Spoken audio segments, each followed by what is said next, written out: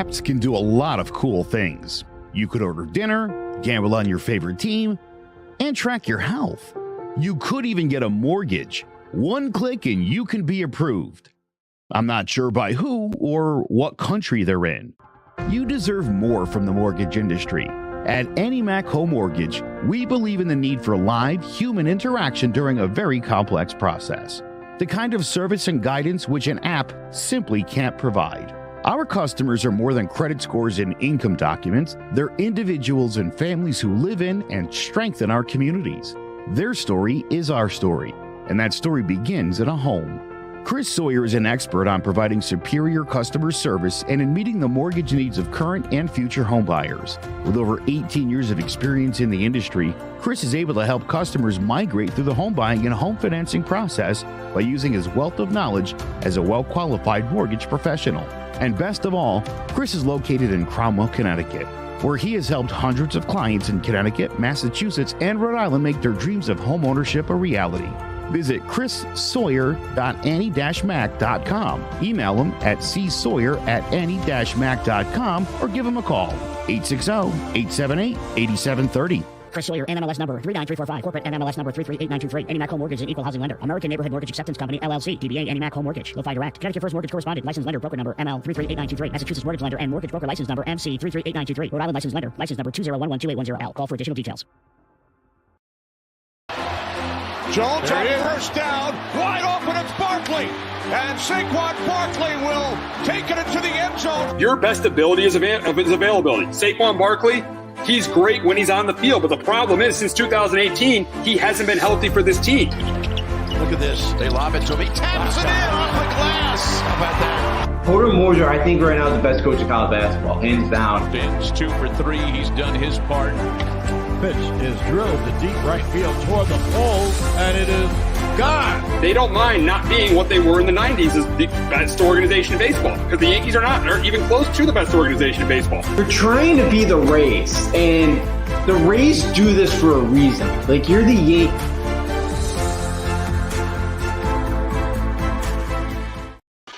Welcome to Sports Talk with R&J. I am Steve Risser, along here with Justin D'Onofrio, and we got a pivotal Game 5 tonight in the Eastern Conference between the Bucks and the Celtics. The series tied at 2. Celtics had a big win Monday night. Al Horford had 30. Jason Tatum had 30. I mean, it's a huge game for both teams. I think the big question is who has the edge going into this game. That's the big question. And I'm going to go with the Celtics, who has the edge right now. And I'm going to go with the Celtics because I trust Tatum. I trust Tatum. I think Jaylen Brown, yes, he's been on and off in the series, but I think he could have a big game. Al Horford's played well. The problem with the Bucks is really outside of Giannis. Holiday had a really good game 3, but really outside of Giannis, there's really no one else. With Middleton out, there's really no one else you could trust to be that number 2. So going into this game, I think the Celtics have the edge with the home crowd, and I think Tatum has a better supporting cast. Yeah, I agree with you. I got the Celtics in this one. I think they still do have the edge. Yeah, that was what me and Jason were talking about right before you got on, Steve. Giannis just has nobody, without Middleton, they don't have enough around. You can't really trust Grayson Allen in that game in and game out. Same thing with Brook Lopez and Bobby Portis. You can't trust those guys game in and game out. And yeah, I know, Jaylen Brown's had a couple of bad games, but you can 100% rely on him more than the other guys that the Bucks have around them. I do think Jason Tatum and Jaylen Brown have a big game tonight. And I think the Celtics do find a way to pull out Game 5 and take the 3-2 series lead. Yeah, it should be a very, very close competitive game. But yeah, it's just in 2 games in Boston. I don't know if that happens. I mean, I'm not sure what Xander means there, but 2 games in Boston, I don't know if that happens. But yeah, it's going to be tough for the Bucks to win. They have to win one of these 2 games. Giannis has to win one of these 2 games in Boston. Yes, is he capable of doing it? Absolutely. I think he's the best player in the sport. But it's going to be hard, especially without one of his best players. Yeah, absolutely, it is. You need that. You need that second scorer. I know, the Celtics have had a tough time guarding him at times in the series, but yeah, again, as long as he doesn't, he scored 35, but as long as somebody else on that Bucks team doesn't score 20, 25 points, the Celtics should be able to win that game.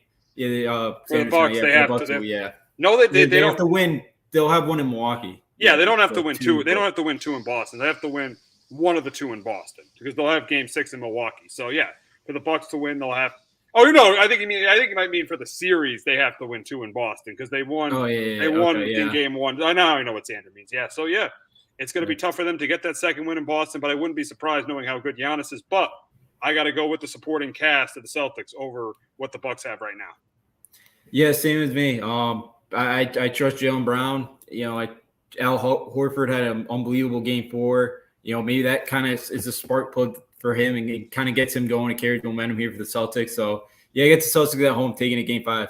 Yes, and now we look at what the Celtics have to do to win tonight. I think the biggest key is have Tatum or Brown be good. One of those two guys got to be on, and then have someone else step up like Al Horford has in games 3 and 4. And if that happens, I think the Celtics win. Yeah, for me, I think for the Celtics to win this game, I think you got to make Giannis uncomfortable. I think too much in this series. I know it's hard to do, though. That is hard to do. That's the hardest thing. I think it's the hardest thing to do in the NBA is make Giannis uncomfortable. It is, but I would press him. I'd press him 94 feet because I think he comes off the floor and it's kind of okay. There's times in this series that he's been able to kind of just dishes somebody. He's going right to the hole. I think you got to make him work in the backcourt. Make him work 94 feet to get the basket or get somebody, the ball, someone else the ball. And Xander made a good point. Let Giannis go off, lock up the role players. Yeah, you see that in one of the other series is when the Suns have let Luka go. You made that point last week when the Suns have let Luka go off and they've locked up the role players. They've won those games. So yeah, that's a really good point by Xander. Yeah, just because the Milwaukee doesn't have that consistent second scorer. Yeah, let Giannis go off and then lock up the role players. I think that's a good point by Xander there. Yeah, absolutely. Because he's not gonna. When you lock up the role guys. Giannis isn't score 90% of the points. They need a number 2 to win the series. And yeah, if you take out everybody else and you kind of just let Giannis kind of go get his points, you're still going to win that game. The Celtics are still good enough; they're going to win that game. So yeah, that is a good point there by Xander. And that's going to lead us to our question: what do the Bucks have to do to win tonight? And Xander, this led complete. This fits. It's going to fit right in. Other guys have to step up around Giannis, just like Holiday did in Game 3. Guys have to step up around Giannis. Giannis can't do this by himself. As Shaq and Charles made a good point last night at halftime of that Mavs Suns game. You can't win an NBA championship with one guy outscoring guys. Shaq brought up when he was in Orlando, it didn't work. Charles Barkley throughout his career, that didn't work. So other guys, especially on the road, have to step up. Other guys outside of Giannis have to step up for the Bucks. Yeah, absolutely. They do, and.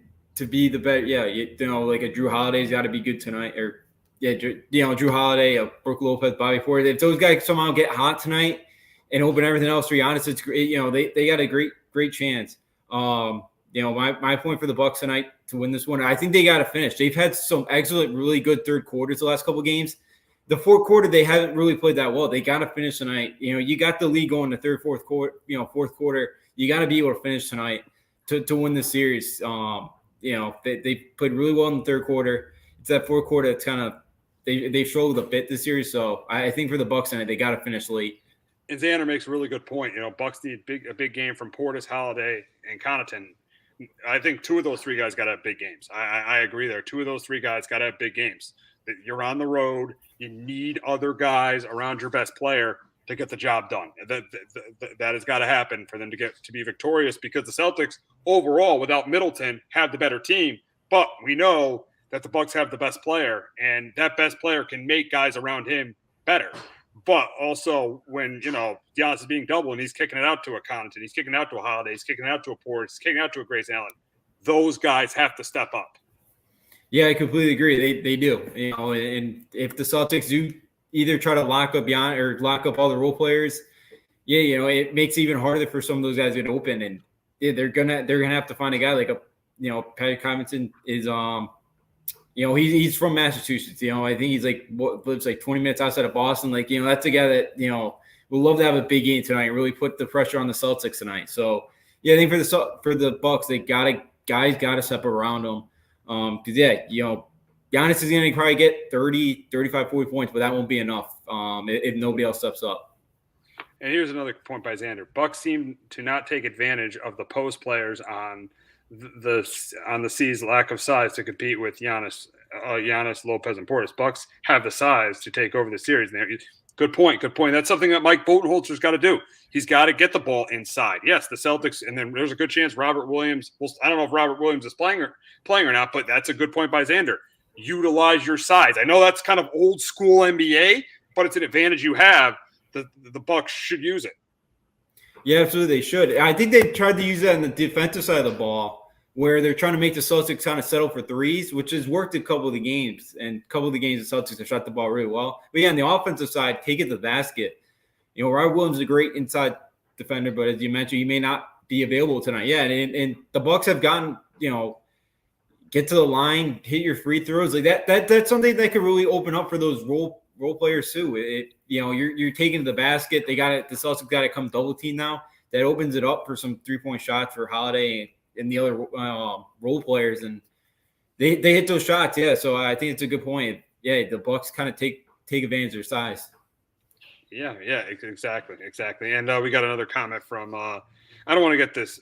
We got another comment saying hi, and from I think America TV Sports saying hi. Hi, thank you for listening. Thanks for listening, and feel free to comment anything you want to comment.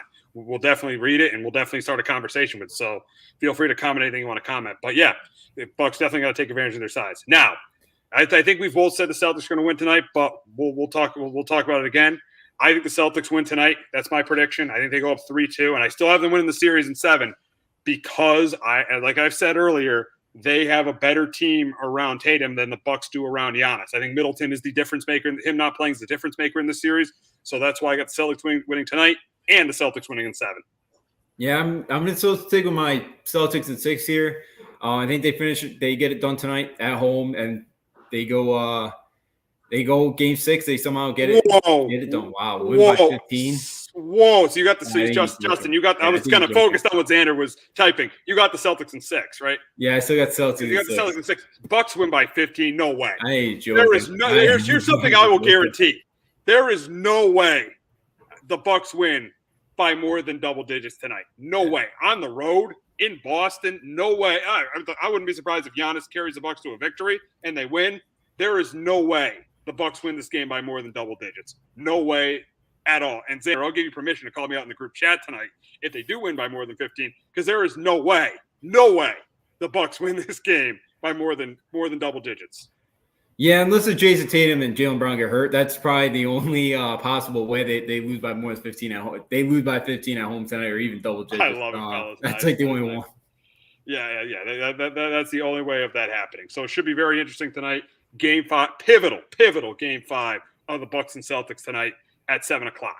But we got to move on to the other Eastern Conference series, and it's Xander's Miami Heat are up on the Philadelphia Sixers 3-2. But unfortunately for Xander, his Miami Heat aren't the story. The story is the Philadelphia 76ers and the absolutely pathetic effort from this basketball team last night. It starts with Doc Rivers, Joel Embiid is to blame, and James Harden is to blame.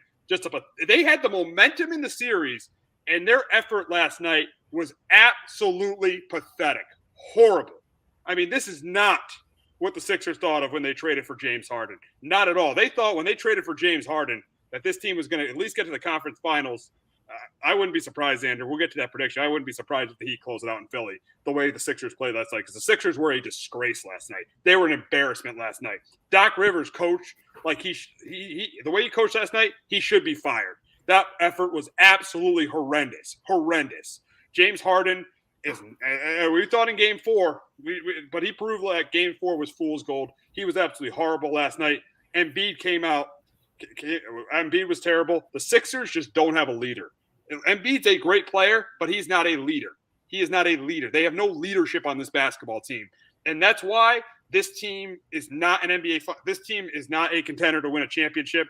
I'm surprised they're still playing. I think the big reason why they're still playing is no one stepped up around Jimmy Butler in Philadelphia for the Heat. That's the only reason why the Sixers season is still going. This team is a disgrace. This team is an embarrassment. The effort was an embarrassment. They go out and trade for James Harden, and they're not even close to a title contender. That tells you everything you need to know about this team. Yeah, that was horrible. What about Doc Swain? I didn't get them ready for Game 5. You shouldn't have to though. Like you have to. It's game 5. It's game 5 of the playoffs in the NBA playoffs. How do you have to get your team ready? Any team that LeBron James is on is ready to go. Any team that Steph Curry's on is ready to go. Any Laker team with Kobe Bryant is ready to go.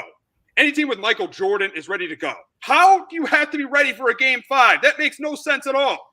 Even without, mentioning all those guys, if you're a player, how would you not be upping excited for a NBA playoff game pretty much a best of 3 at this point? Yeah. I think that tells you all you need to know about that organization and the players in that locker room and all that needs a clean out, because that's sad that you're not ready, you're not motivated to go out there for a game 5, and they got embarrassed, they got smoked. They came out early, they got punched in the stomach, and they just no fight back. Just let it happen. Nope, they just let it happen. Let it happen. And that is why there is no way this team should give James Harden any extension. If he opts out of his deal, let him walk. Let him walk. You cannot sign James Harden. You were right about it. I remember we were arguing, before the end of the season. I really like the Sixers, but you knew that they were just they just didn't have it this year, and they don't at all. And here we go. Doc slowly becoming a coach no one wants. Yeah. And I think a reason why Doc is becoming that Philly is a disgrace as a disgrace as the Brooklyn Nets in the NBA. Yeah, became as big. Yeah, Philly has became as big of a disgrace. And at this point, you could argue the Nets probably. It's crazy to say they won the trade, but they won the trade just because they got rid of Harden. They got rid of Harden. They got pieces. I know Simmons did nothing, but at least they got pieces. Philadelphia gave up pieces. Philadelphia has, if he opts in, they're going to have to deal with a guy with.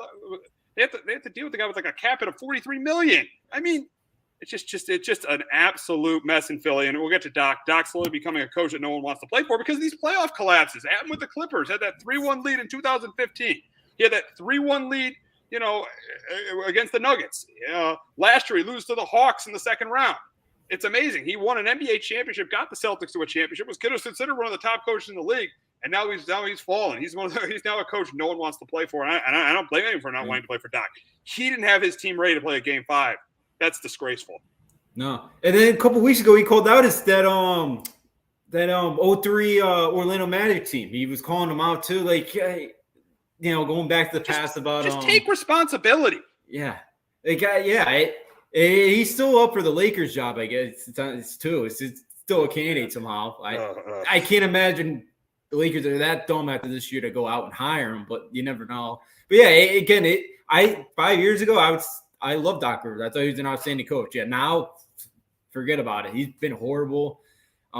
He's an excuse maker. That's what he's done this whole playoffs. Again, it's horrible. Horrible game plan.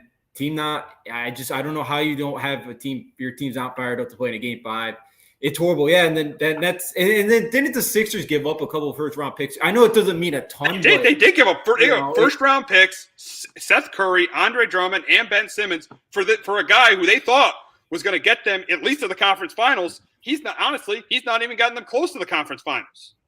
No. And I got the Heat winning this thing game 6. There's no way that the Heat and that organization lose to this Philly team right now. It's just a giant cancer all around that organization right now. Still, I know, they've rebuilt it. They tore it down the wrong way and went about it the wrong way and tanking all that. And I guess this is karma. I guess it's karma for the way you tanked here and you. Could you imagine if they took Jason Tatum over Markelle Fultz? Yeah, I know that wasn't Daryl Morey, but I think it was Sam Hinkie and Elton Brand. But could you imagine if they took Jason Tatum over Markelle Fultz? What a horrible pick that was. Yeah, that was. And then go back to the Nets could have had him too, and that he was in that the Nets could have had Tatum, but the Celtics got that pick in that trade too. Yep. So both these teams could have had Jason Tatum. I know. Yeah. Exactly. I know. So I know this is a question we've kind of already answered, but how do the Sixers get back in the series? I think Harden has to be great and Embiid has to be great, but they have but Harden has no capability of doing that. So I think there's no way the Sixers get back in the series. No, I don't think so either. I think Embiid's got to be a little bit more aggressive in this game. Because he can make a difference on both ends of the floor. I think they need that more. And, for the Sixers, it's home cooking. They shot 24% in this series on the road. They've been 40.5% at home shooting from behind the arc this series. So, again, if they can shoot the ball well in Game 6, they got a shot, but I don't really see it happening. And I do think the Heat get them in 6. And we got a question from Xander. We said, how did the Heat close out this series? I think we're going to close out the series, so we don't need to answer that. Here we got a question from Xander. If Miami wins the ship this year, and that's a big if, does this show you can win without a superstar, or did Miami lock up? I think it proves you can win without a superstar. I think if Miami wins a championship this year, this proves you could win with a great front office, which they have with Pat Riley. Pat Riley would not be putting up with anything the Sixers are doing right now. He would, if you lose that game and that's Pat Riley, he is letting you hear it. So, and they got a great coach in Eric Spoelstra. They have one of the top organizations in basketball. If they win, I will change I will say this. I'll promise this to you, Xander. If the Miami Heat win the championship, I will say organizations win championships, not players. But because I think in the NBA, superstars win championships, not organizations. But I will change my thought process if the Heat win the championship this year. Yeah, I'm somebody that's kind of always been more on the side of the organization than the player side. But I think you have to have a good mix, though. Like you saw with I think, the Lakers side, they weren't on the same page. Something like the Heat, Pat Riley, Eric Spoelstra, they've been there forever. They kind of know what to do. It works. Golden State, Curry, Thompson, that front office, they're always on the same page. You got to be on the same page, even with the stars. The Nets haven't. Look at Kyrie. Kyrie in that organization, that's what happens when you let players run your organization. Like a guy like Kyrie. I've always kind of been on the side more of the organization, but yes, the players do have a big part of that, but I think you got to have that good mix. It's only like the Heat, they've always had that good mix. It's always been a great organization. And that's a big thing. And that's why the Heat have consistently been one of the best franchises in the NBA the last 20 or so years. And we got a comment from, I think we know with his Facebook users, we know it's Jared. We have a comment. The Heat, too big of an if, LOL. Listen, I don't think they're the favorite, but because of their culture and their coaching, I'm not going to count them out from winning this thing. I know they don't have that. I know Jimmy Butler's not that. He's a top 20, top 15 player. I know he's not that top player, but I think they have because of their culture, because of their coaching, they have a chance. I'm not picking them to win the next series of the NBA Finals, but that doesn't mean they don't have a chance. No, they totally have a chance. They go up a team like the Suns. Booker. I think that's a great defensive series. Even they play a team like the Warriors, I think defensively they could hang in there with them. I think they could hang in there with anybody. Butler's good enough. We've seen Butler can have a huge game. Bam Adebayo is great down low. I think the Miami, they got some great shooters like a Hero, Tyler Hero. Gabe Vincent stepped up, Kyle Lowry. They have enough guys. They don't have a star, but they have a really good kind of solid roster. That they've had guys who have been to the finals and have won finals like Kyle Lowry. It won't shock me that the Heat will win this thing with the organization, coaching, and just the team they have. They again, it's just that locker room. They know what it takes to win.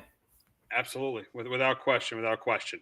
So we will move on to the to the Western Conference. And last night the Suns beat the Mavericks 110-80. The Mavericks is a different issue with them than the Sixers. It's not an effort issue. It's just a talent issue around Luka Doncic, and that showed up last night. Really, outside of Jalen Brunson, nobody stepped up around Luka. And like you said last week, and I kind of disagreed with you, the Suns should just let Luka have to do what he does and then lock up the role players. They didn't do that in games 3 and 4. They lost. They went back to doing what they did in games 1 and 2. Last night, they wind up winning, go up 3-2 in the series. The big question is, how do the Mavs get back into this series? And it's pretty easy. Somehow, someone has to step outside of Brunson and Luka. They got just like in Game 4 when Dorian Finney-Smith had that big game. Reggie Bullock played pretty well at home. Bertans played well in Game 4.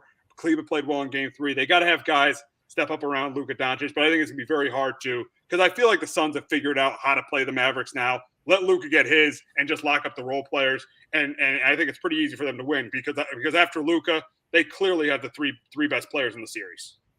Yeah, absolutely. Dallas did. They had the contributors. I don't know why the Suns went back to kind of, game 3 and 4. I don't know if it's not broken. Why fix? Don't fix it. They change their. Yeah, they kind of change it up and they kind of let the other role players kind of get going. And yeah, like Dorian Finley-Smith had a really good game. Game 3 and game 4. So yeah, I think for the Suns kind of get back to it, and for the Mavericks, they're going to need to. They're going to have to probably run some set. I think, the way they kind of try to break that is by trying to run some set plays for some of those role guys to try to get them some open looks, because, it's going to be tough for, Luka's probably going to be able to distribute, if somebody's open, they're going to have to find some open guys. And yeah, same thing with the Bucks. Luka could go score his 40 points, but if nobody else really helps them out, they're not winning the game. Absolutely. And you talked about running set plays. This is the difference between Jason Kidd and Rick Carlisle. I feel like Rick Carlisle was better at doing that, but I don't think Jason Kidd is as good at doing that as Rick Carlisle. Now, the reason Carlisle left and Kidd went is because Carlisle and Luka didn't get along. And you got to have Kidd's not great, but you got to have a coach that gets along with Luka Doncic, because they're going to choose Luka Doncic over any head coach. He's the face of the franchise. They paid him the big money in the offseason. So, but that's where I feel like they're not going to be able to run those set plays. And I think they're going to have a hard time winning game 6. That's why I got the Suns winning in 6. And Xander made a great comment. Dallas's role players don't travel well, and he's 100% right about that. They really, outside of Brunson last night, Dallas's role players have been absolutely terrible on the road. Yeah, they have. That's a great point. They really have struggled, and they saw it last night. They scored 34 points in the second half, something like that. Again, in an NBA game, that's pretty. Again, that's something you just see happen. They really showed in the second half, and yeah, I think the Suns kind of figured it out last night. Again, I can't see Chris Paul playing as bad as he did in Dallas in game 3 and game 4. I think they figured it out. I think, yeah, for Dallas, I think Luka's going to be able to go off. But, yeah, can any of those role guys kind of step up? And, yeah, I'm surprised Dallas doesn't run a ton of kind of sets. Because Jason, you think point guard, they kind of have that feel and all that. And kind of – but I guess it's a totally different thing than being on the floor than being kind of on the sidelines and kind of observing it. So, yeah, I think the Suns kind of figure it out here, and they win this thing in 6. Yeah, definitely. Now, the next question is, what do the Suns have to do to close it out? And I think what has to happen is Chris Paul has got to score more. The last 3 games he scored under 15 points. Yeah, last night he scored 7 points. That didn't matter. We'll get to the Xander's comment right here. Luka needs a Middleton or an Ingram type of player to be paired with. And that can take, great point there. I think if he can get one of those 2 guys, that definitely could take pressure off Luka. But back to Phoenix. Chris Paul has got to score more. I think if they're going to win game 6, he's got to score more. Because in games, he had a terrible game 4. He scored 12 points in game 3. He's got to be more of a scorer if this team is going to close it out on Thursday night. And more importantly, if this team is going to get past the Warriors. Because I feel like no matter what, if it goes to 6 or 7, they're going to get past the Mavs. If this team wants to get past the Warriors, it's imperative that Chris Paul becomes more of a scorer. Yeah, absolutely. They're going to need him. Yeah, as you mentioned, unlike the Warriors, they got Curry Thompson, Jordan Poole, Andrew Wiggins. They have so many scorers that can kind of beat you. Who's the best player in the Suns? I think you got 2 different answers here. The leader, I think, is definitely Chris Paul. I think Chris Paul is definitely the leader, and he helped change the culture there. The bubble did. The bubble helped, but when the bubble made them a decent a playoff caliber team, and then when Chris Paul came, his leadership made them a championship caliber team. So I do think Chris Paul is a leader, but the best player on this team right now is Devin Booker. Devin Booker is definitely the best player. But I think the leader is Chris Paul. Yeah, I completely agree with you. Chris Paul, as you mentioned, he definitely changed the culture there. Wherever he's gone, he hasn't won a title yet, but he's always changed the culture, and he's always helped that franchise to become a winner. He's definitely the leader. And then, Devin Booker, been an MVP candidate the last couple of years. He'll get one at one point. Yeah, Devin Booker is their best player, but the leader on that team is definitely Chris Paul. But going back to what we were talking about with Chris Paul, even though he's the leader, he is the leader. He does a great job of that. he's got to assert himself more. He's got to score more, just like he did in Games 5 and Game 6 against the Pelicans. He's got to score more. I think it's got to start in Game 6 of this series. Put this series away because the Warriors will probably win tonight, so they're going to be rested. You don't want the Warriors to have too big of an advantage in terms of rest. So I feel like the Suns should really, really take Game 6 against the Mavs as a must-win, so they're not the team that's tired when they got to play the Warriors in the conference finals. Yeah, absolutely. It's a big game for them. It's a big one. I expect Chris Paul to play well tonight to close out the series here. I expect him to play a lot better than he did on the road the first couple games. With Booker, Chris Paul again. He's a winner. He's kind of changed the culture wherever they've gone. I do think he plays a lot better because the Warriors probably get it done tonight. You don't want to play Game 7 and play this game. It's on Saturday, I believe. So it's another couple of days, and you probably don't start you probably start Monday. So you probably get a 1-game turnaround before the Warriors come in. So the 6 for the Suns, they got to close out tonight. I think you will. And Sanders comments: if this is the Suns we are getting, and they play like this in the next round, in GS in the next round, GS. If the Suns actually play the way they did in this round, I think GS beats them. I think the Warriors beat them.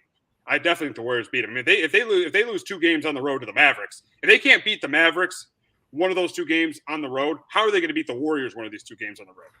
Yeah, absolutely. Because I know we'll get to it in a second, but the Warriors probably played as bad as you could on Monday night, and the Grizzlies still could not find a way to beat them. And when are the Warriors going to play shoot that bad like they did the other night? It's not going to happen again. I don't think in this playoff at least. So, the Suns got to figure out a way to go on the road when that time comes. Because you're going to have to beat the Warriors probably at least once on the road. Because I imagine Golden State's going to be able to go into Phoenix and win a game or 2. So you're going to have to go out. You're going to have to go into Golden State and not beat them. If you can't beat a Dallas team on the road with, again, Lukas Doncic is a superstar, but they got nobody else around. You're struggling to win there. You're going to have fits in Golden State. Absolutely. And now we'll transition to Golden State as they play in Game 5 tonight in Memphis. Ja Morant is probably not going to play. And the big question is, can the Grizzlies force a Game 6? And you said it. I don't think they can, because you said it earlier. The Warriors could not have played worse on Monday night, and they still won. I think they're going to be hungry tonight. I think they want that rest. I think they want to put this thing away. And we know Steph and Clay, they're going to have a bounce back game. I know Steph had a good game, but I feel like the Warriors as a team are going to have a bounce back game. They're going to close out the series tonight. They're going to close out the Grizzlies tonight and have the rest they need going into the Western Conference Finals. Yeah, absolutely. I'm with you there. The Grizzlies, Desmond Baines had a really rough kind of series. He's not played well. There's still some Grizzlies just have not played as well in this series. And, they showed it's a very good Golden State Warriors team. And we both said they would, they would struggle in this series. That, it's a young team and they're just not ready to face a team like Golden State yet. Now that your leader in Ja Morant, I absolutely think the Warriors go in there tonight, beat them. I can't see the Warriors shoot as bad as they did the other night. Jordan Poole is 0 for 10. That's not happening again tonight. The Grizzlies lost their chance to get a game in San Francisco. Yeah, they probably win that game if Morant plays. And again, it's a different story today, but without Ja Morant tonight at home, I see the Warriors going in there and knocking them off. Absolutely. So I got the Warriors heading to the conference finals. But before we wrap up with the NBA, we got to talk about the MVP. And on Monday, it looks like Jokic is going to be named MVP for the second year in a row. It's a tough one for me, but I probably would have went with Embiid because of what Embiid did. I feel like what Embiid did with the mess he was in Philadelphia, with the Simmons situation, with Harden not being as good as people thought he was going to be, and he still had probably one of the best seasons a center had since Shaq. I know he didn't have a good game last night. He didn't come out ready to play last night, but he outside of Doc and Harden, he's been the one. At least he's the one who has been cutting it out. And listen, let me just get to a comment by Xander.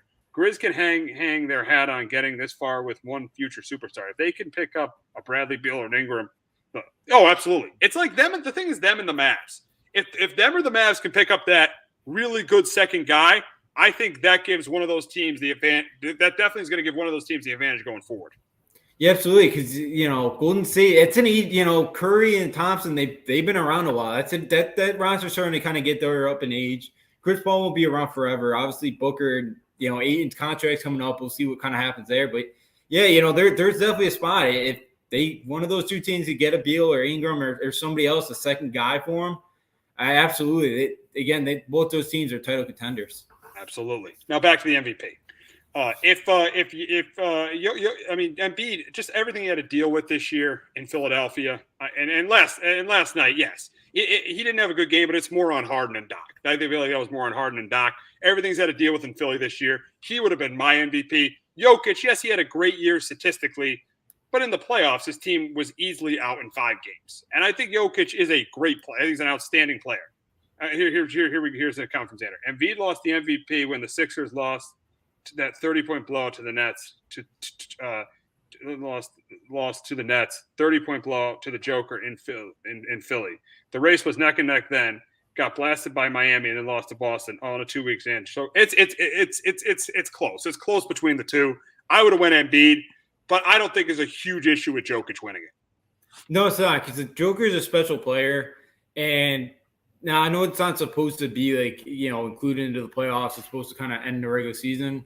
But yeah, I think you saw what Joker was able to do. I know they got blown out 5 by the Warriors, but it's like he somehow won them a game against Golden State. Like, he's a special type of player at his size. But the thing is, it's on the defensive end of the floor, Embiid makes such more of a difference than Jokic does on the defensive end of the floor. And I'm with you. When's the last time we've seen a center like a back down kind of center like Embiid? I know he could shoot the 3, but like a center kind of, since Shaq. We haven't had a center be like that. And especially in 2022, again, it's rare to see. So I thought this was kind of Embiid's year, especially because Jokic won it last year too. I figured this year Embiid was going to get it. I thought it was going to be Embiid that got this one, that got this MVP. Again, Jokic was totally, again, to keep that team afloat for missing, their second and third best player. Great to him. He's a really, really good player. And again, Nuggets are lucky to have him, and late second round pick. He's been great, but I thought Embiid deserved this MVP. I see Xander's point, the blowouts there. But yeah, as you may, Philly is just a total dumpster fire like it has been the last decade. And I think he did a lot for this team, and I think he deserved to get this MVP. Yeah. I mean, it's close. It's really, really close between the two. But if I had to pick, I would go with Embiid. Yeah, I would have too, especially Jokic won it last year. I definitely probably would have gone with Joel Embiid this year. Yes. So it'll be interesting. So Embiid, congratulations to Jokic winning his second straight MVP, and for him, you hope Jamal Murray and Michael Porter get healthy so we can compete for a championship. And here we go. Does Embiid keep Philly afloat if he lost his second or third best player? I mean, realistically, Embiid played that season. Who was the second best player for before James Harden came? Who was the second best player? I mean, a young. Yeah, we lost Steve there for a second, but yeah, Tyrese Maxey had a really good year. But coming in, we didn't really know much about Tyrese Maxey. We didn't think he was going to have that big of a step up than he did. They didn't have Ben Simmons for the first half, and then obviously got traded. Just kind of finishing your point there with Tyrese Maxey, if you want to finish up.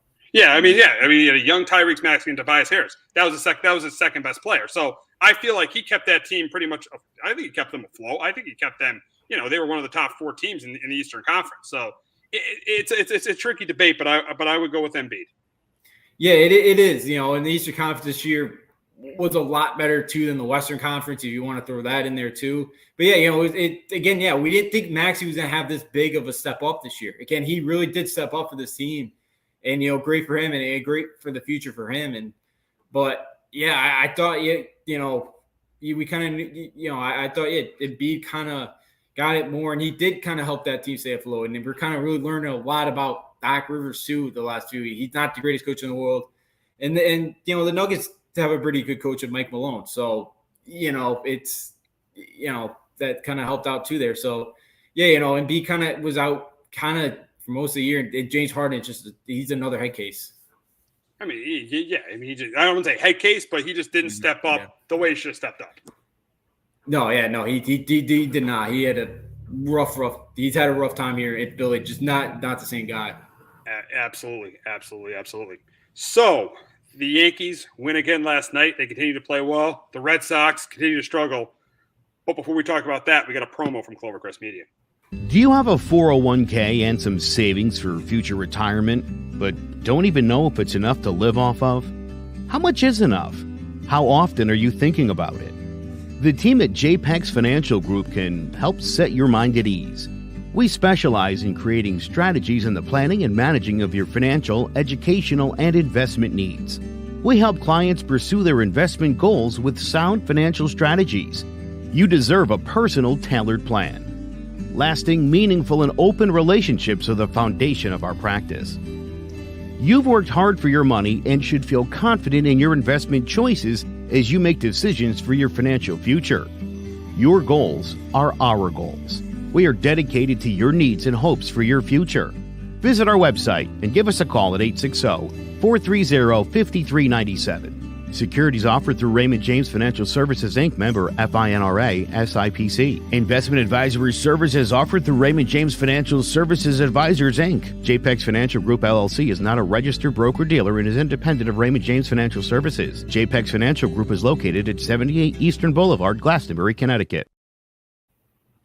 All righty, the Yankees continue to play well. They've continued to stay hot, and last night was definitely a prime example of how this season can be different from the last couple of years. I mean, in 2020 and 2021, I feel like that's a game they definitely lose.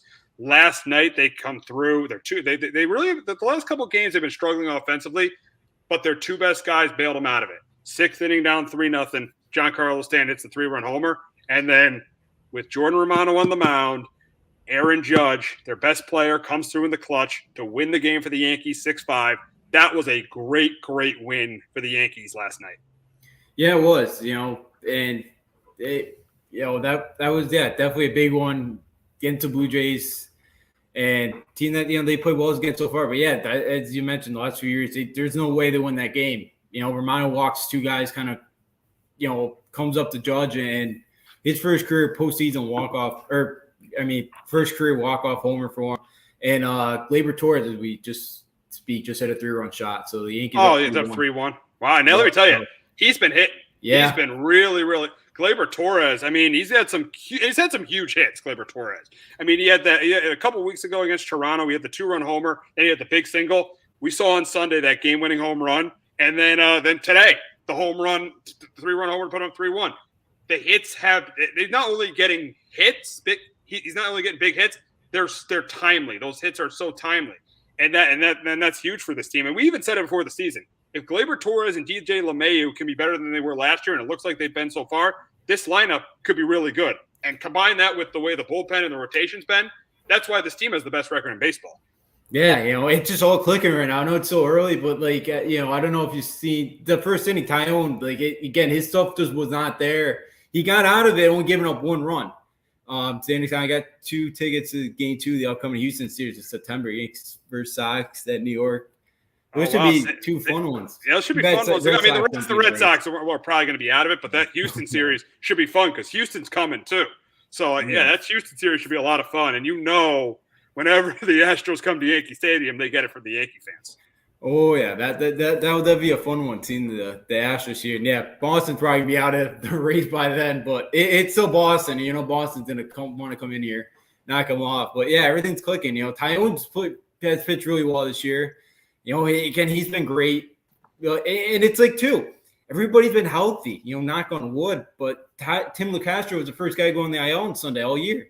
They made a month. Wednesday, again, we usually at this point in May the last couple of years, we've seen all the guys from AAA come up because there's 30 guys in the IL. Yeah, they've been healthy, and everything's just kind of going the right way right now. You have a weird feeling Boston can turn it around. I got news for you. I don't think that team's turned around in this division. I really don't. I just think their bullpen is an absolute disaster. We'll get to them, but their bullpen's a disaster. I mean, their rotation has been good so far, but I can't trust it. And the offense, Trevor Story has been a terrible signing so far, so I don't think they're going to turn it around. Now, I think the Blue Jays and the Rays, that's going to be a race between those three. The Yankees, Blue Jays, and Rays, I think that's going to be a race between those three teams. I just don't feel like Boston's going to be in that race. I feel like they're the team that we thought they were going to be last year, clearly a fourth place team. Yeah, Boston. Yeah, I know what you're to say. The only thing is the bullpen help. Whitlock's probably going to move down to the closer role whenever Chris Sale gets back. That's another month, so who knows how long or how far back he'll be by then. Yeah, and I hear C. Sanders' comments. Houston started bad, but look, they're 5 games behind. You cannot compare the Red Sox to the Astros. The Astros have been the kings of the American League since 2017. The Red Sox have had. They've been very inconsistent. It's been very inconsistent the last 4 years. 2018, they win the World Series. 2019, they missed the playoffs. 2020, they were absolutely terrible. And don't say it was the COVID year. They were going to be terrible anyways. Last year, they had a really good year, but struggled in the second half. The only reason they made the ALCS was because they were so good in the first half of the season. And then this year, it looks like they're going to be under 500. So Boston's been so up and down. You can say, oh, yeah, look at the way Houston started. Let me tell you, I trust Houston much, much more than I trust the Red Sox. Yeah, I do. Alex Torres done a great job as the manager, but Dusty Baker's, again, one of the best. Yeah, you got all those core guys that have been there. Yeah, the Red Sox, it's kind of like 1 year they're going to exceed expectations. They did it 2018 like they did last year, and it's like the next year they're like the fourth, fifth place team. It just, it's gone, on pretty much since 2010, somewhere around there where, they had the huge collapse there in 2013, in the September. It just, it's been a weird, there's been the good with the bad with the Red Sox. They've kind of, I trust Houston a lot more without Altuve and what they got and all those guys who have been the World Series, have won a World Series. I definitely trust Houston a lot more than just Boston. Yeah, absolutely. Now, getting back to the Yanks, the bullpen we know is outstanding. That bullpen has been great all year. The rotation, been out. Garrett Cole's really picked it up. The last couple starts, Garrett Cole has pitched really well. He's back to being that top pitcher in the game. Cortez was awesome on Monday. I mean, Montgomery's pitched well.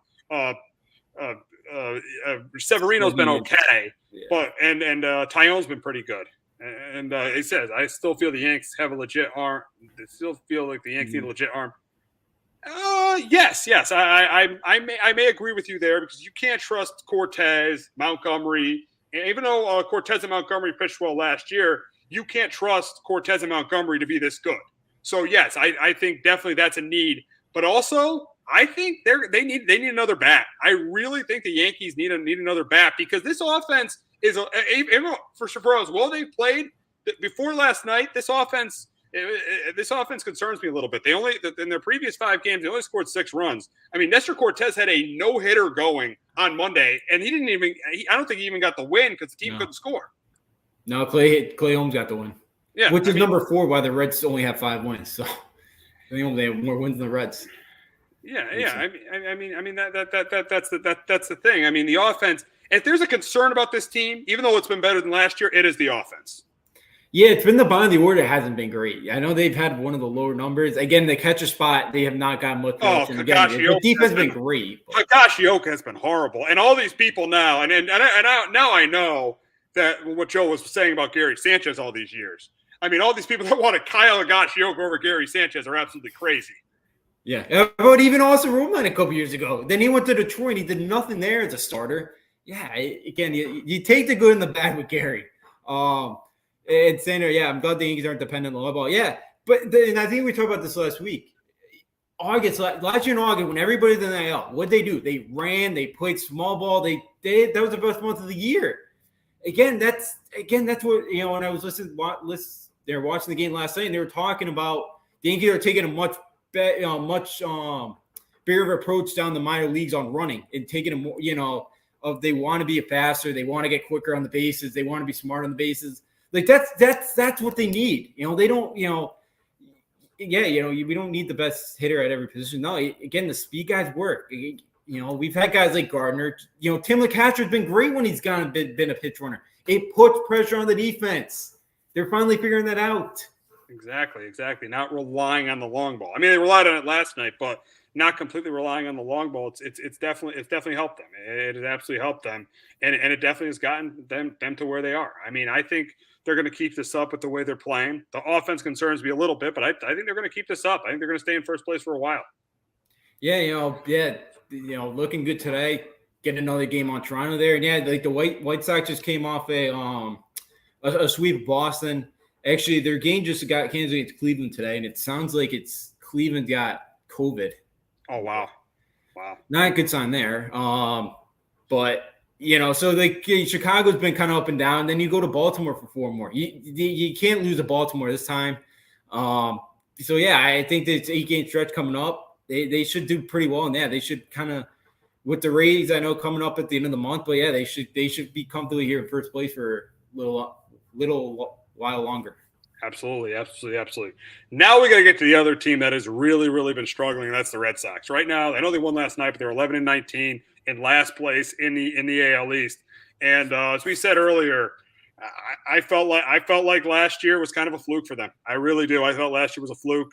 If you look at this team, this bullpen is absolutely horrendous. They don't have a closer. In 2 of their 5 losses, they had a lead in the 9th inning, and they didn't hold it. You can't have that. You really cannot have that if you want to be a team that's going to contend. You can't have a team where it's closer by committee. It's closer by committee, and that's a major, major issue for the Red Sox right now. So the one thing that's been surprising about the Red Sox is their rotation has actually been the best part of their team. Of all these pitched well again, Waka's been a surprise, and Rich Hill's not been that bad. But the biggest disappointment has been this offense. This offense, outside of Devers and Bogaerts, has been absolutely terrible. JD's been average. I mean, Kike Hernandez has been awful. Jackie Bradley Jr. still can't hit. I don't know why the Red Sox. I don't know why Bloom traded for him. He can't hit at all. He can't hit at all. Verdugo has really struggled in this lineup.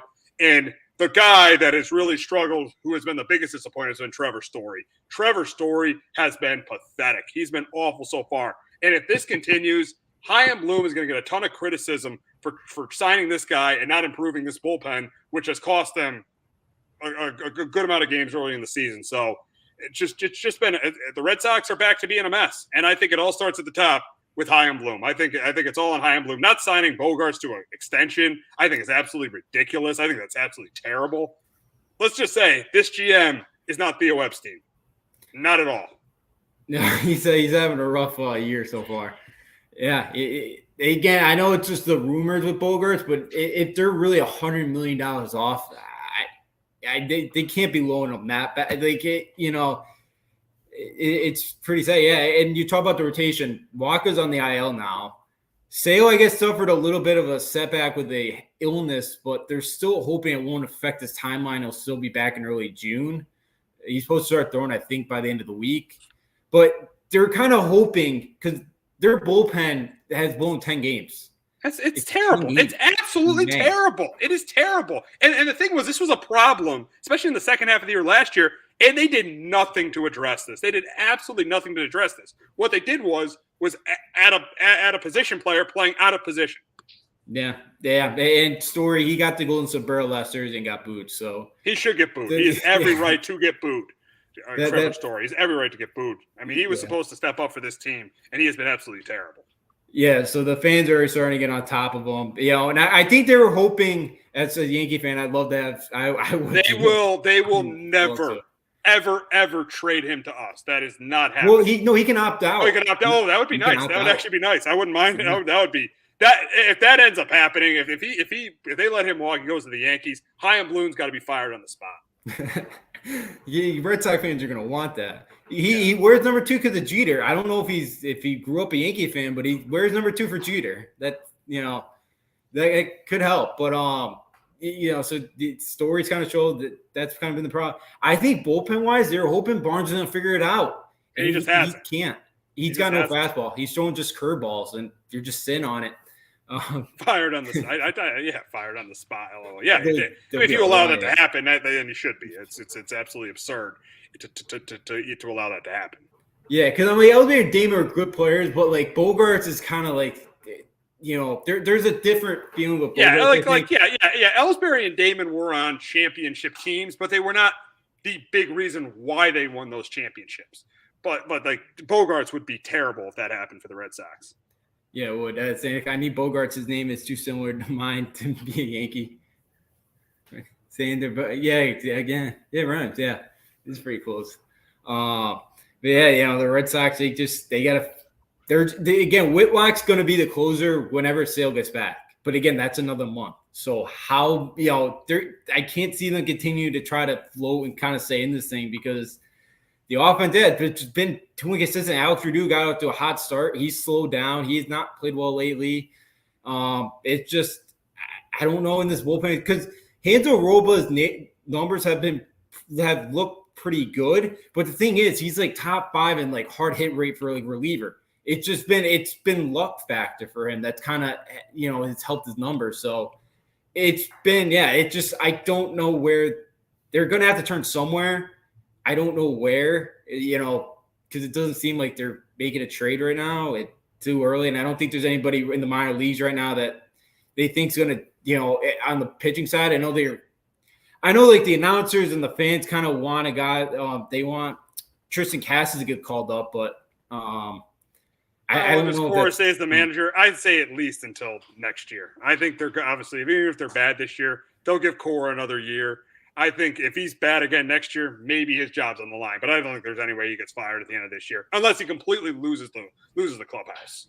Yeah, and I don't think Cora will. I think he's got a lot of respect by his players, and I know those owners love him. And I think him and High Blue have a pretty good relationship. So yeah, maybe next year if they have another year where they just stink and they finish 4th or 5th place with the Orioles, then maybe. But yeah, I know that fan base really likes him, and again, he's kind of exceeded his expectations last year in 2018, so you have to give him that. But I think he'll definitely at least get another year.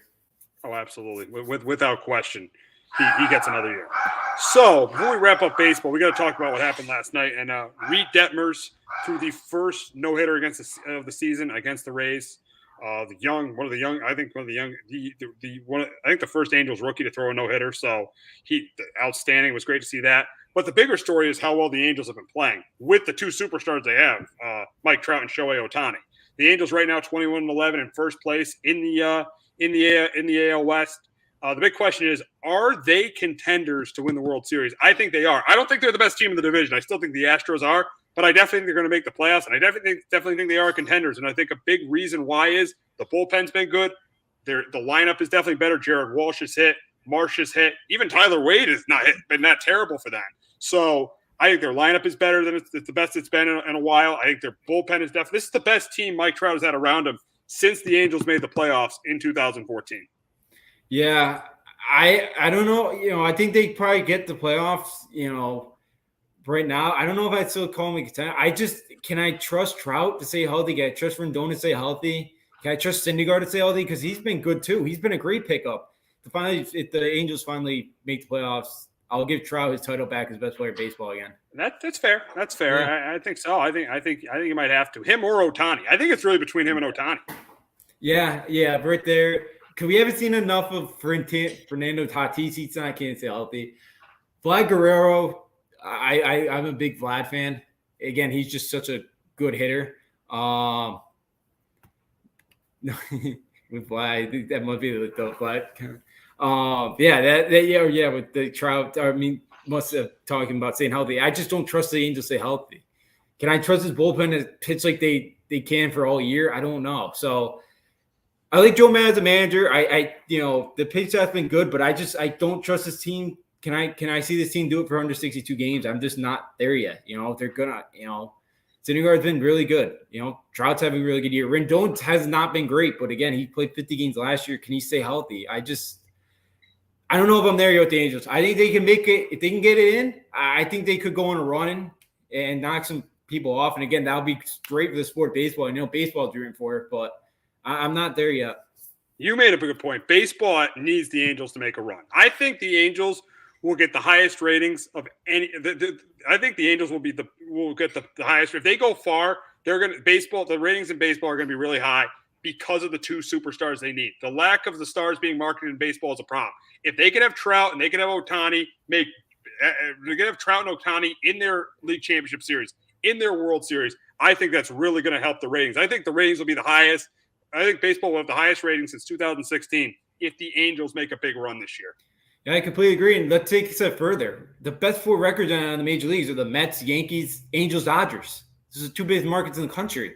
Man, those four teams kind of face off in the AL and the NLCS. Yeah, the Rays could really spike. Yeah, baseball's rooting for that. Baseball's rooting for these two or these four franchises to go on a long run because it will definitely help the rating. So, yeah, I'm with you. If the Angels could somehow get that far, Major League Baseball is going to be loving it because, their numbers would be great. Yeah, imagine a Yankee Angel, ALCS, and all the star power. You got the Yankees, and you got all the star power. You got the star power of the Angels, and then you have a Met Dodger NLCS. So that's definitely something baseball is rooting for. Oh yeah, absolutely. And then again, any combination of those 4 teams in the World Series is going to do a great number. Baseball totally ruined for that. It'd be great for Major League Baseball and would obviously help the ratings of those 4 teams could all make the championship series and all healthy. Hopefully with Trout and Ohtani. Yeah, that'd be. Baseball is better when the big market. Oh, that's a great point by Xander. Baseball is definitely better when it absolutely is. And baseball, I think that's the one sport you can make a point for is better when the big markets are successful. Because if you look at the NFL, Tom Brady's in Tampa, not a big market, but everyone watches them because it's Tom Brady. I think football, it's more about the quarterbacks. When the quarterbacks the markets aren't as big because Dallas hasn't even been to a conference championship game in 25 years, but the NFL is better than it ever has been. So it's not like they needed the Cowboys to be great. They need the NFL needs the quarterbacks to be great, and usually they get really good quarterback matchups in their bigger games. NBA, it's not as much about the markets; it's more about the superstars. If the superstars are in it, because Cleveland wasn't a big market, but LeBron James was on that team, so a lot of people watch. Baseball, the markets matter. If the bigger the market, the better the ratings. Yeah, absolutely. And the better baseball is. And the better baseball is. Yeah, because you think about it too, especially with the way the owners spend in Major League Baseball.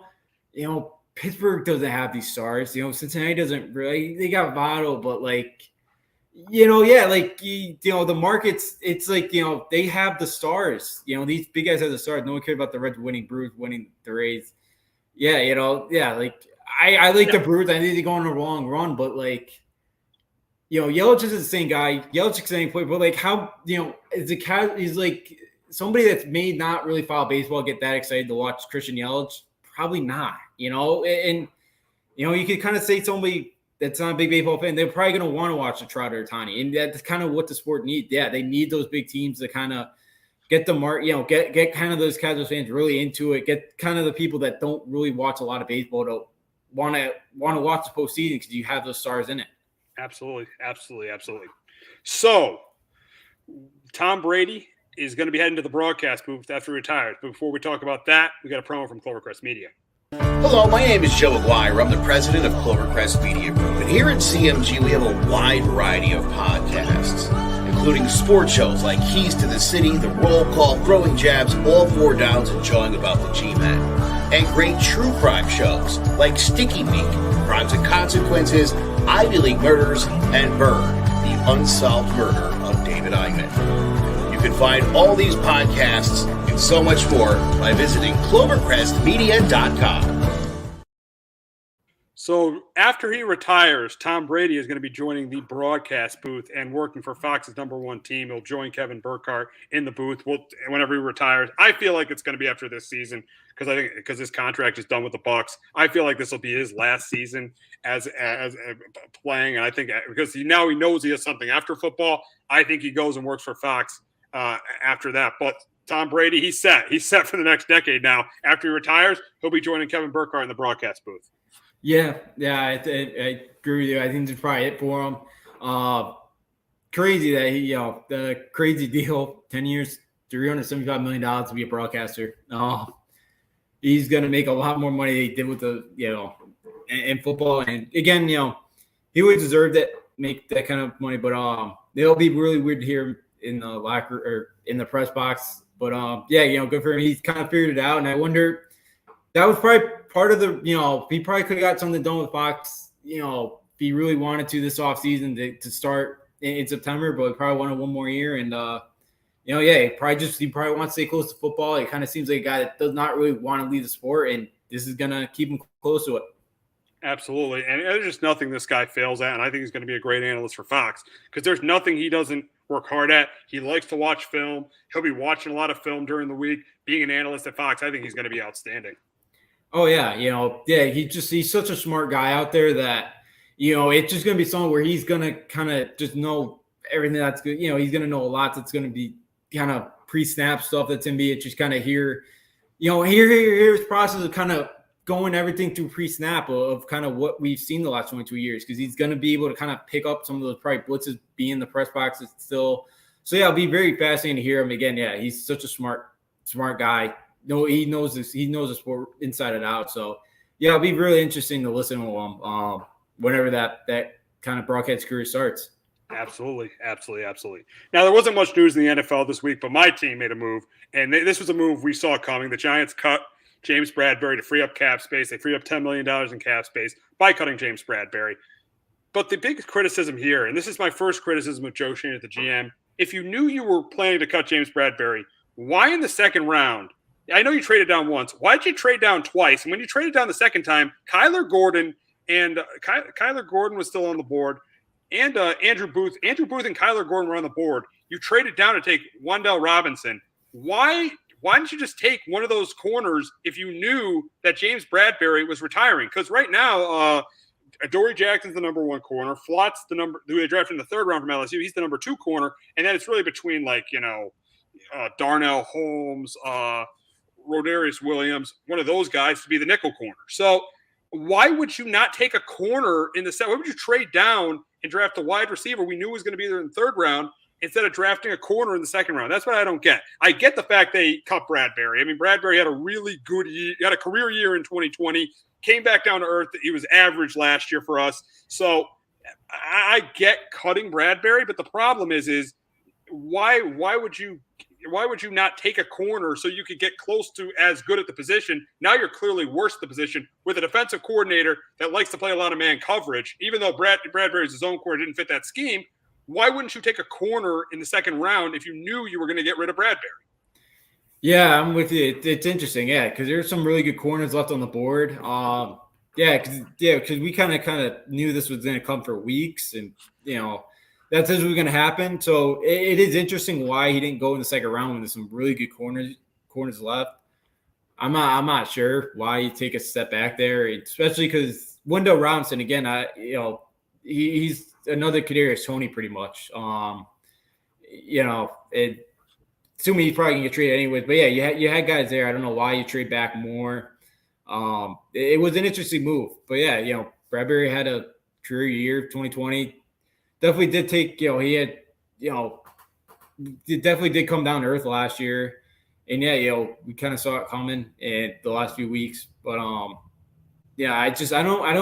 don't really know why he really did, because I know wide receiver, you've been banked up and you really haven't a ton of production. They didn't have a receiving touchdown last year from wide receiver, but from a Kenny Galladay, you paid him a lot of money, but. I don't know why you trade back for him. It just does not, or trade back and not get stay up and grab a corner. It does not make too much sense. Yeah, that position is very weak now, and it'll be, especially in a division now where you got some really good wide receivers with the Eagles, the Cowboys. Terry McLaurin's a very good wide receiver with Washington. Like, there's some really good wide receivers in your division you got to face, and the cornerback wise, it's not the strong suit. Could really hurt the team. Absolutely. Yeah. I mean, a team that I feel like is going to be rebuilding this year. I mean, I'm not big into Daniel Jones, and I think this team is rebuilding. That's probably why they made this move. But I mean, right now, I think James Bradberry isn't great, but they're not a better football team right now without him. But I understand why they made the move. I would have made the move too. I just don't like the philosophy of not taking a corner to replace him in the second round. Yeah, I don't either. I don't get that. Yeah, because you take a step back and you're kind of, it's not a position of their strong suit right now.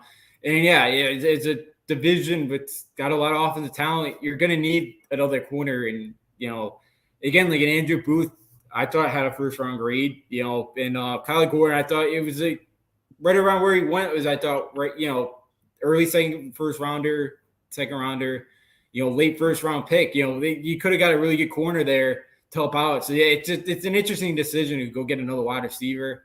I I don't know why he did it. Yeah, it makes sense to cut Bradbury, but yeah, not to pick up another corner.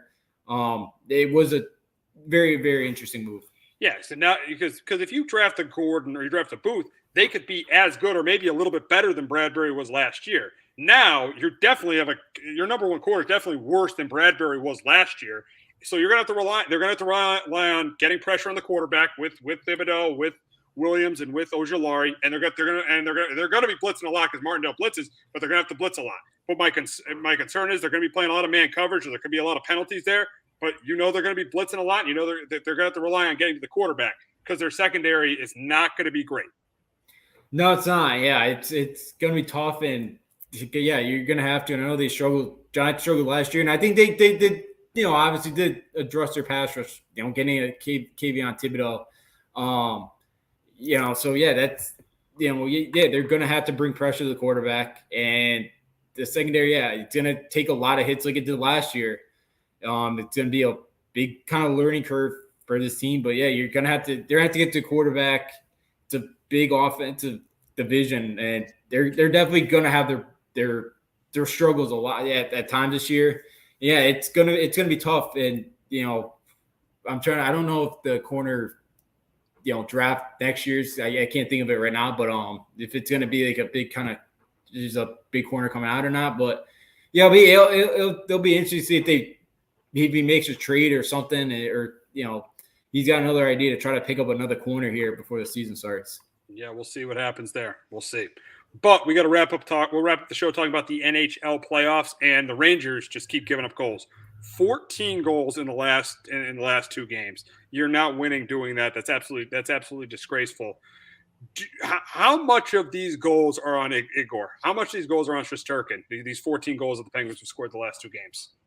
I don't put it all on him because he's definitely giving up his share of soft goals, but there's no protection in front of him. And there was on one of the goals Pittsburgh scored the other day, there was 4 Rangers all staying in the one spot. And this is a good defensive team, and Dragoland, defensive is strong suit.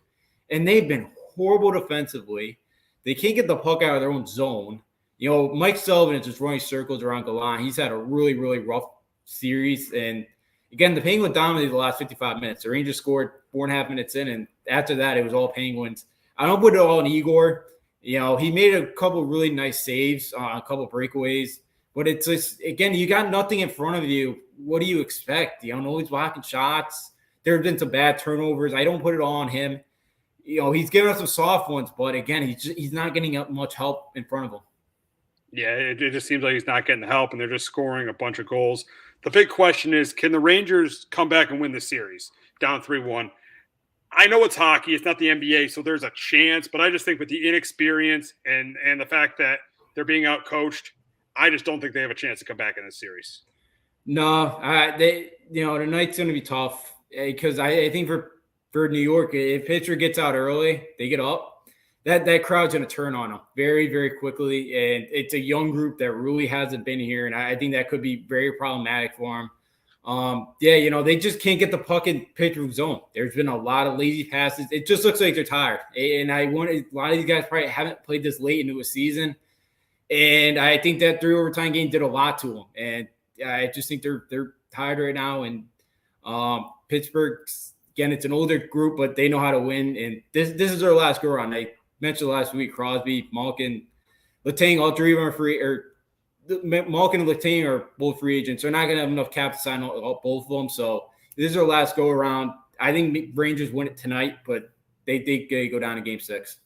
Yeah, I think they lose tonight. I think they lose tonight, and they lose in 5 games. You got them winning tonight. You got the Garden.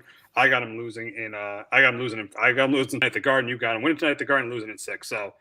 I just think the conclusion with the Rangers is too young of a team. They just didn't have enough playoff experience. Yeah, they didn't. They were so good too this year. This year kind of short. Special teams wise, they're great in the power play. They haven't had many chances. They struggled 5-on-5 this year, and you're really seeing they haven't been able to get a lot of penalties drawn. And Pittsburgh's trying to take advantage of that. And Pittsburgh just been the much better team. That first line of Crosby is just in Russ is just killing them. Absolutely. So we'll go to the Bruins. They had a game 5 last night. They lost 5-1 to the Hurricanes. The big question is here: can the Bruins come back and win the series, and what do they have to do to come back and win this series? I think the Carolina is just a better hockey team, because you look at some of the games. The Bruins have won close games at home, but game 4 was close. Maybe game 3 wasn't close, but game 4 was close. But in the wins, the Hurricanes have seemed to dominate the games that they've won. I think the Hurricanes win the series. But Justin, can the Bruins come back, and what do they have to do to come back? Yeah, Bruins, can they come back? They not played well down in Carolina. I think they could go back tomorrow night in Boston and get another one. I think Carolina probably finishes them off tomorrow. Boston's been, good on the power. Boston's kind of had to take advantage when they're on the power play, because with Carolina, it's 5v5 this series. They're going to score 12-6. Carolina does not have a starting goaltender, either back yet. I'm not sure when he's coming back. It's some time. I think they're hoping soon he'll be back. And Anderson, but Retina's played a little bit better. He played well last night.